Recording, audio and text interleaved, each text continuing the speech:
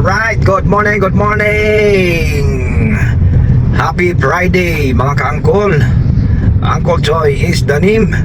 Ato na pong tukion karon ang atong isyu sa ato ang nasod Pilipinas. Lupang hinirang nagkahiyagbot-yagbot na gyud kung sa ginamos pa ni na. Blood control issue. Masolusyonan nagha. Madakpa na katong utok sa insertion. May tagmadakpa ni mga kagwang ni panuhaka ni. So, bago ta mo sugod sa tuang topic karon, kung taga hangyo lang ko sa inyo nga palihog lang kung like ani ako ang video, pa-subscribe na lang po kay kasugod pa ko. So, mao na lang gid ako ang ambag sa ato ang Pilipinas no, kay layo man ta sa kuan kabihasnan.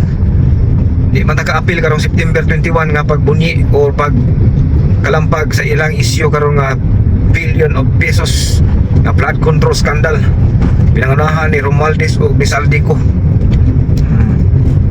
Sakto ganito si BP Sara de sa una kay nakita na niya ang maong korupsyon, tanawa butog yun. So karon sa Blue Ribbon Committee nga gipangunahan ni Senador Lacson, murag paminaw nako katong si itong kontraktor nga ginahiram ang iyang lisensya sa mga taga DP no. Paminan ako sincero gid siya, gakurog man siya. Sa tanaw ninyo guys, ako lang pong tanaw nga instead na siya mo dalhan kwarta sa taga DPWH, siya nang dala dito kay ipasok na kuno siyang account. Tama man pud. Kay mura man po siya nagbuhat sa project kay siya gimusod ang maong bayad. Mao di ay tong kwarta sa DPWH sa lamisa gatipunog. Oh, ba? Gatipunog ang kwarta sa DPWH nga lamisa kay ngano man dito di ay kay ang kontraktor di gadala kwarta dito din pagkahuman ila dai nang parte-partehon basta lang tuhog na. Saktor gyud nga di pang contempt tong duha no. Si Brian Hernandez ug Gatos Mendoza mga panuhak dagko. So, di tam sugot nga kanan lang silang tuluron ang site in contempt no. Dapat naapagid kuha na paminaw na ko ana kanang duha karon nga naapa sa House of Representative ang ilahang leader kay nag-resign naman kuno sure lang sure di Romualdez oy para ingnon kaya natambalan na ninyo ang kasuko sa mga tao. Los mo naging nga tambalos-los today. Inyo lang gisaag ang mga Pilipino. Tama gini si Sara sa iyang speech dito sa Takurong. Tambalos-los dili na siya ingon na kung ano terminology na sa mga karaan nga pwede ka niyang walaon sa kuana kagubatan kana sa agon ba. Mao po na ilang gibuhat ron. Tambalos-los jud. Sige, panganlin ninyo ng mga senador diya kay para madugay-dugay diling tactics tirada. So pero ang mga tao giluod lang kibot sa mga tao ninyo. PBBM, panahon na siguro nga matrabaho na ka. Ipakita imong katakos. Ita daghana di mga kontraktor no. So mga guys, ang kalakaran sa DPWH hinay-hinay nagkakuan jud kautingkay. Kay sila mismo ang nagahiram sa maong mga lisensya sa mga kontraktor. Yang kontraktor mismo wa nakabalo kung ang ilahang project nga kuan sila kung na kuan ba to na materialize ba. Mao na day nga ang kwarta kuhaon kay kina ghost projects taga DPWH. Purya gaba ni nga kuan.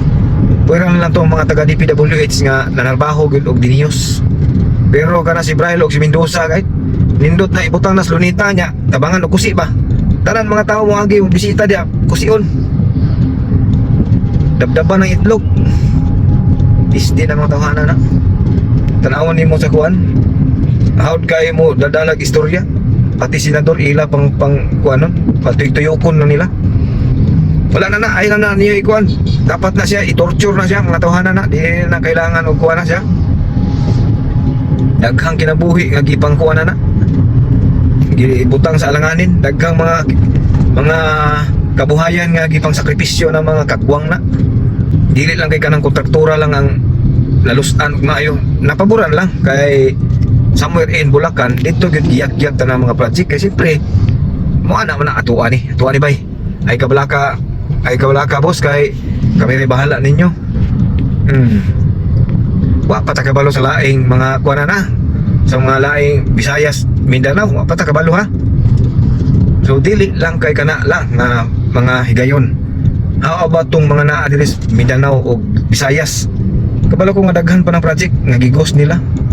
Kay mismong sila gani taga DP gani nga taka lag siyempre mo hatag ginag sa proposal ang coordinates ana ay hatag gina kay sa kuan man part man sa maong kuan nila, pero pag abot dito pag tracing na sakto ang coordinate sa Google ang address pag himan wala, maski isang simento na lang dito bato mo na giniingon ba na sa panultihon ba nga